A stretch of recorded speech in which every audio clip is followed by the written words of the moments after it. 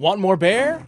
You got it. Aged Beige, PPU 7-9. This color was requested by some of you, so here I am delivering like I always do. This is the only video you need to watch, assuming you specifically are wanting to learn about how to master aged beige inside of your home. I'm gonna pass on my wisdom by telling you the details about this color itself, what you need to know about it, and maybe how to use it in your home. But most importantly, I also have some color pairings that I've picked for it, as well as some trim color options. That way, you're prepped to get your paint job done the right way with the right colors. Like all Paint People videos, this is just all based on my personal opinion, but you already knew that, right? So first off, if you're interested in a color like aged beige, I'm assuming you're a fan of the whole neutral color thing, because that's what you're getting here. Neutral colors tend to be more muted, a bit softer, and for lack of a better term, safe. And that shouldn't be an insult towards them.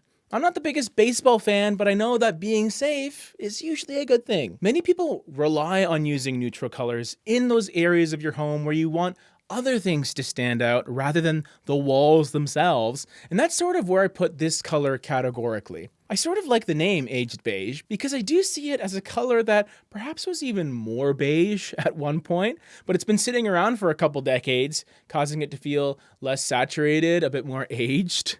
Maybe a thin layer of dust has accumulated over the top of it. And again, I want to reiterate, that's kind of what you're looking for with neutrals.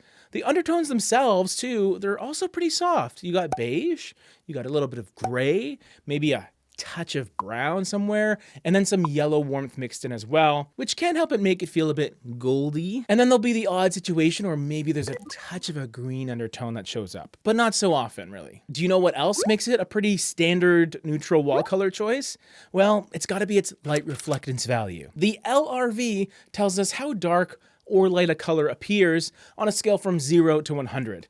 I mean, that's not really the technical definition of it, but that's kind of an easy way for me to think about it. Aged beige sits around 63 out of 100. And to be honest, that is a pretty spectacular number to be as a wall paint color specifically. Anything in the low 60s feels like it won't really feel too light or too dark in most situations. Kind of a Goldilocks range we're talking about, which is appropriate because this color kind of reminds me of porridge. All jokes aside, you could really build a solid color palette off of aged beige because it really can be one of those connective colors to use in the main arteries of your home. And then you can use much more interesting choices in those offshoot rooms like bedrooms and bathrooms, living dining rooms. And my subscribers watching already know, subscribe if you haven't already, by the way, I have some colors for you that you can take a look at and potentially use, more specifically 3 wall colors and 2 trim options for your baseboards and your doors. So let's start with Solemn Silence, which is a borderline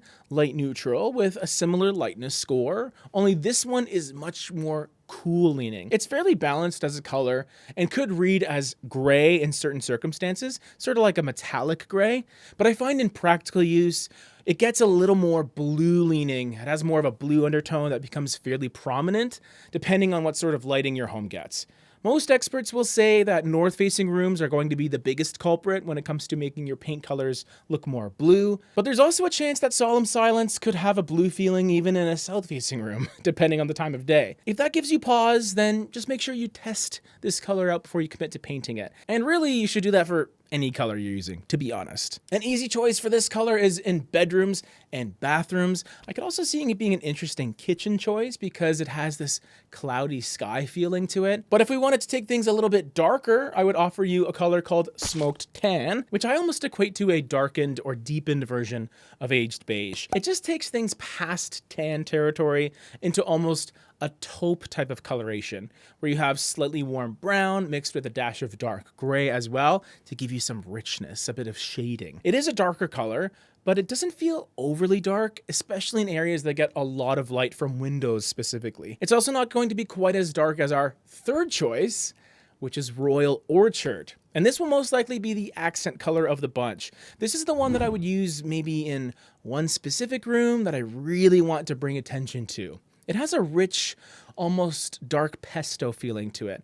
And it's an accent color that doesn't feel quite as daunting as something much more vibrant, like, I don't know, an electric lime green or something. That's probably one green that I can't really get behind. So now that we have some fun wall color options that you can start playing around with, you need to finish things off with trim options. And I have two of them, whether you want to go lighter or darker.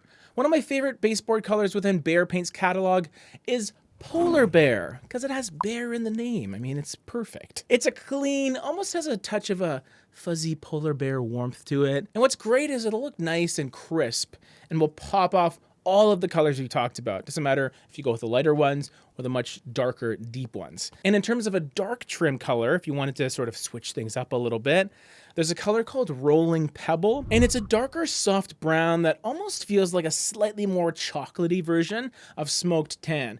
So if you had Smoked Tan on your walls and then Rolling Pebble trim, there will be a difference between the two, although it'll be extremely subtle. So just keep that in mind. You might be better off just using one on both the walls and the trim, but that's just me. Any other color, however, Rolling Pebble is gonna look really nice. You'll have a great amount of contrast, which I think is always important with your trim and your walls. Here's the palette all together. Let me know what you think, please. And check out this color next with all of the color pairings that go with it. That's the best part after all.